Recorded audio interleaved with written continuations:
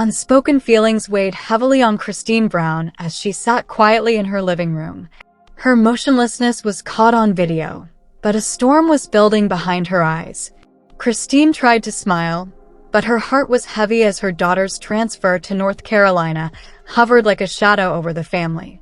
As the boxes stacked up and the departure preparations became apparent, the house felt different, quieter, emptier. Christine's voice faltered as she acknowledged her anxiety. This was a permanent change, not only a vacation. The split was too final, the distance too great. Christine had spent years fighting to preserve her family's ties, which were already eroding due to the stress of multiple marriages. Now she felt helpless as her daughter was getting ready to go. Viewers could see that she was about to have a breakdown because the composed veneer she presented to the world was breaking. This was the quiet before the tears, the pause before the heartache, the instant before everything fell apart. Christine's life was about to take a drastic turn. At last, Christine's poise collapsed. Her voice broke as she attempted to describe the pain in her chest, and the cameras captured her pacing the room. Her daughter's departure for North Carolina was no longer merely a hypothetical idea. It was now current, tangible, and intolerable. She acknowledged that the gap seemed like a wall being created between them, tears streaming down her cheeks. This was more than simply a farewell. It was the end of regular visits, impromptu hugs, and the solace of knowing her child was close. Christine spoke in short bursts, broken by tears. She's going to be so far away. I'll be unable to simply drive over. I will not have the freedom to hold her baby anytime I like. Her spiral was unadulterated and unprocessed. She gripped recollections of holidays spent together and the sound of grandchildren laughing in her house, realizing that those times would now be seldom due to the distance of thousands of miles. Her sadness was only made worse by the weight of Robyn and Kody's absence. They had failed to arrive and provide assistance, and Christine felt alone in her sorrow. The environment felt oppressive, nearly oppressive. Christine's collapse was caused by more than simply the transfer. It was also a result of years of broken family bonds, unrecognized love, and the loneliness that suddenly consumed her.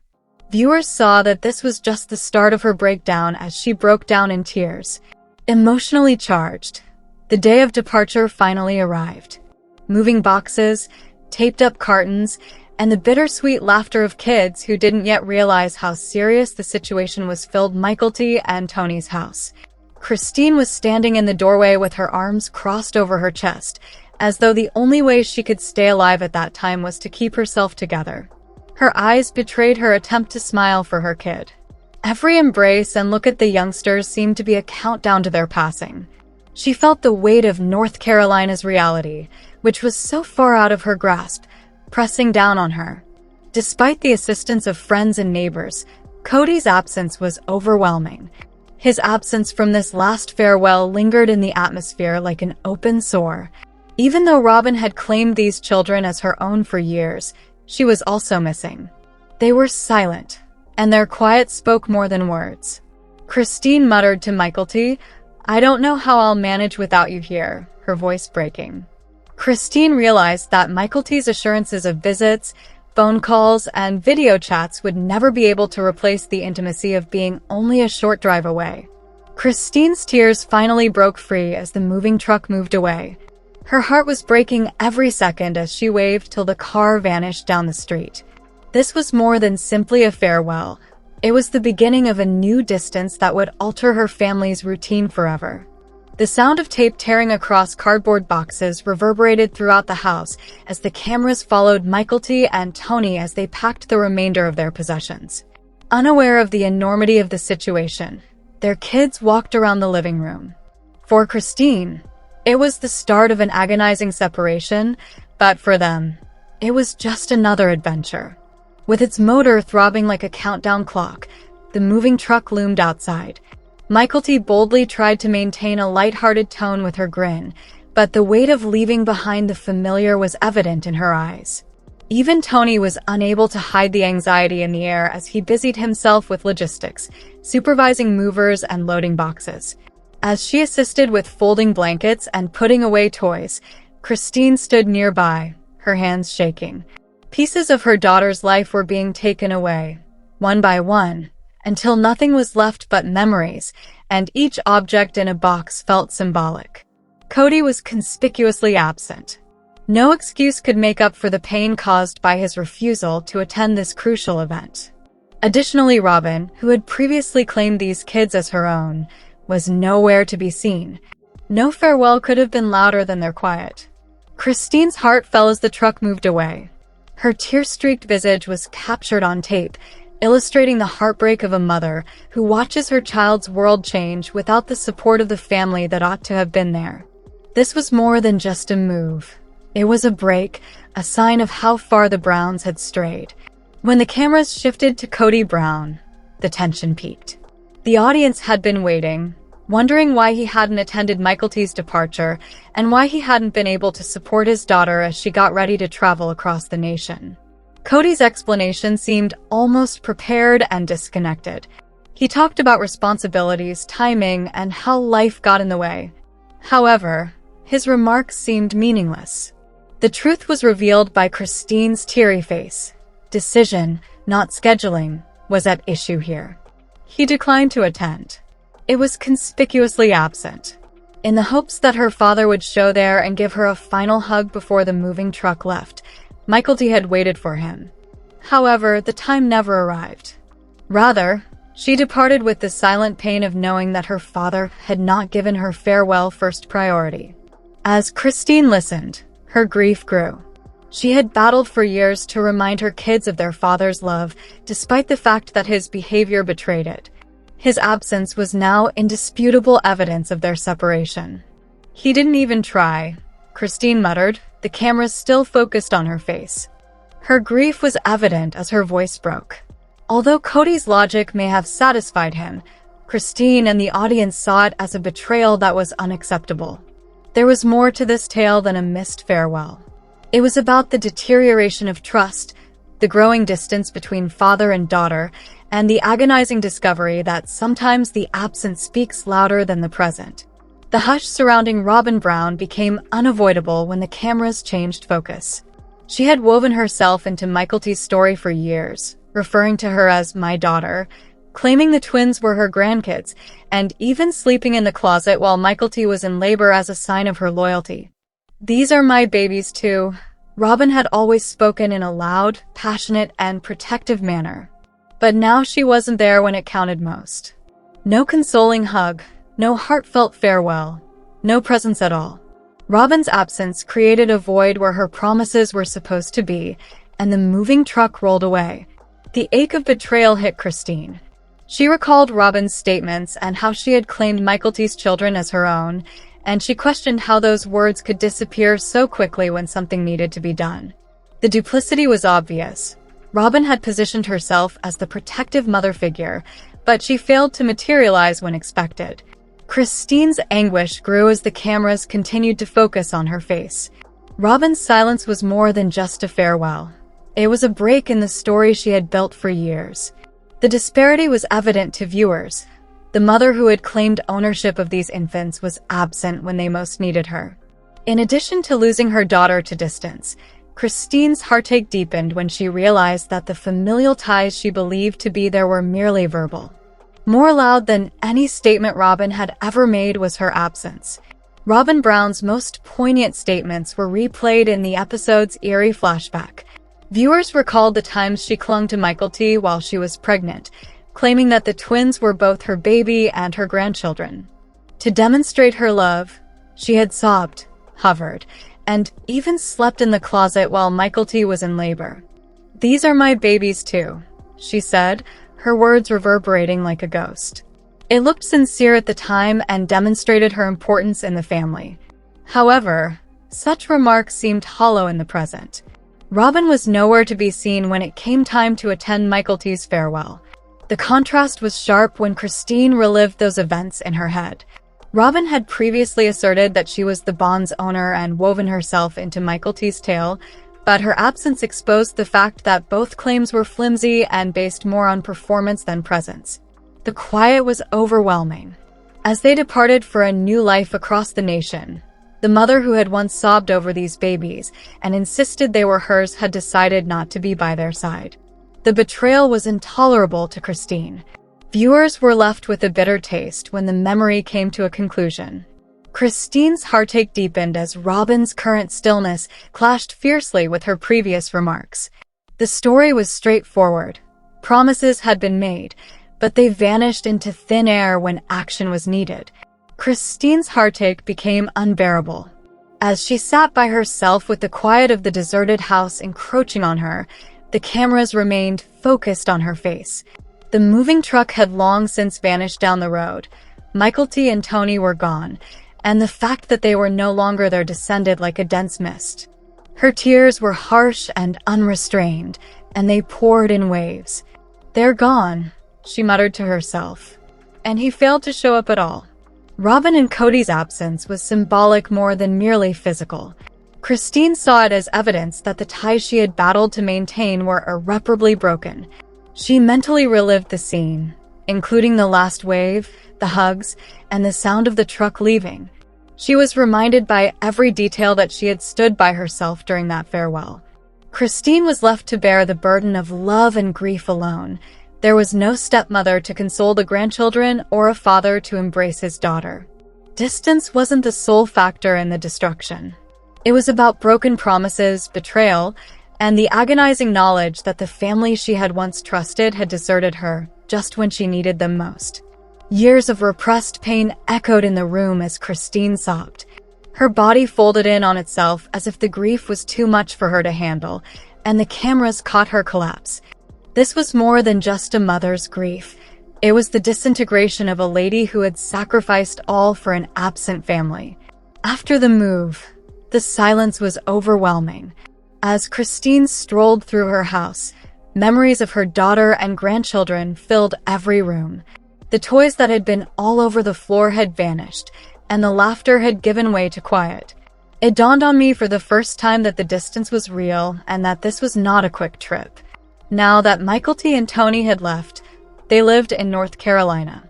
Staring at her phone, Christine sat at the kitchen table. She was aware that there would be phone conversations, video chats, and possibly even in-person meetings, but nothing could take the intimacy of being only a short drive away. The idea of being separated by thousands of miles was insurmountable to her. As she thought about milestones she would only be able to see on a screen, holidays spent apart, and birthdays celebrated without her, her heart bled. She had battled to maintain the family rhythm, and the loss of Robyn and Kody at the farewell just made the pain worse. As Christine said, "It's real now." The cameras remained focused on her face. "They have vanished." The weight of finality was in her voice. The breakup of familial ties and the indisputable fact that things would never be the same again were more significant factors in the transfer than distance. Christine's destruction gave way to a silent resignation. She would have to come to terms with the fact that the gap would never go away. However, every tear, pause, and heavy breath was marked by the anguish of that understanding. Mary Brown entered a whole other storyline when the cameras panned to her while Christine's world was falling apart due to heartbreak. She had consented to try speed dating, which appeared to be more of a producer's suggestion than her own. The scene was a small, poorly lit room with tables arranged with strangers waiting to chat for 5 minutes at a time. Mary faked a grin as she entered, her nervousness evident with each stride. Clutching her drink like a lifeline, she sat down and attempted to muster her courage. The first exchange of words was uneasy. Mary leaned closer, her laughing forced, her questions sounding scripted. The man across from her gave her a courteous smile, but it was clear that they were not on the same page. Her attempts at charm collided with the fact that she wasn't prepared for this, making each round more awkward. Every awkward pause, every stifled laugh, every glance at the clock was caught on video. Viewers winced as Mary stammered through introductions that sounded more like interviews than connections, and her uneasiness was evident. By the end of the evening, Mary's face conveyed the message. The speed dating attempt had just made her loneliness more apparent. It had not offered her thrill or optimism. Mary was drowning in discomfort as she tried to go forward, and Christine was drowning in grief at her daughter's move. It was unbearable to witness. One lady was overcome with sadness, while another struggled with forced humor. It was a powerful contrast. When taken as a whole, their tales depicted a family disintegrating in many agonizing ways. The Sister Wives fandom exploded almost immediately after the program aired. Timelines on social media that are rife with indignation, shock, and sadness.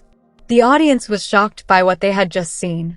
Robyn's quiet, Kody's absence, and Christine's unfiltered collapse. Fans criticized Kody on Twitter for failing to provide for his kid at such a crucial time. One post, which received thousands of retweets, asked, "How could a father not show up for his child's goodbye?" Others focused on Robyn, reminding everyone of her previous statements, such as, "These are my babies too," and wondering why she had disappeared when it counted most.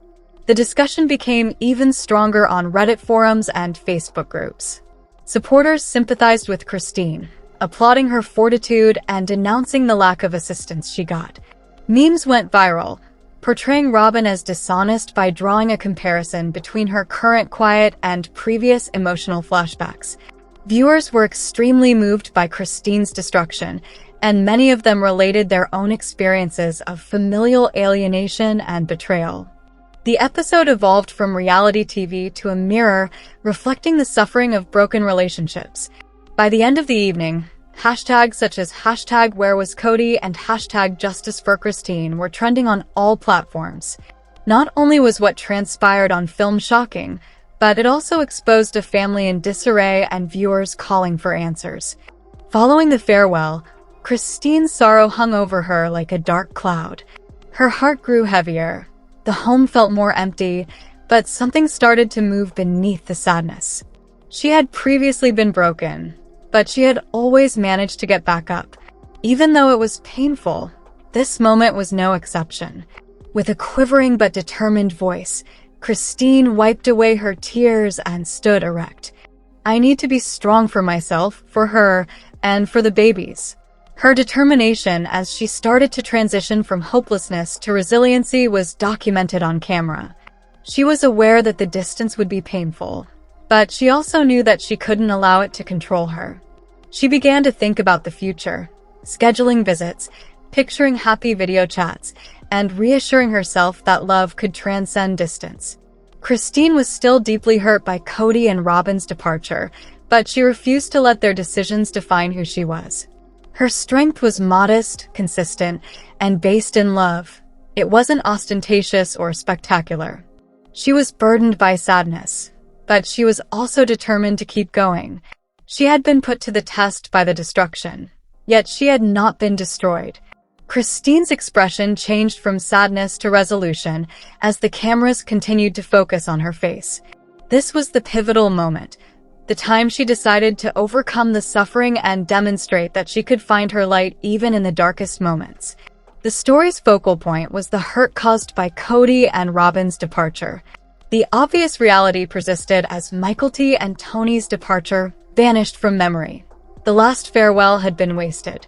The moving truck rolling away, her daughter's tearful grin, and the grandchildren waving from the back seat were all repeated in Christine's memory. Nevertheless, there was no sign of the two individuals who had professed to be the family's cornerstones.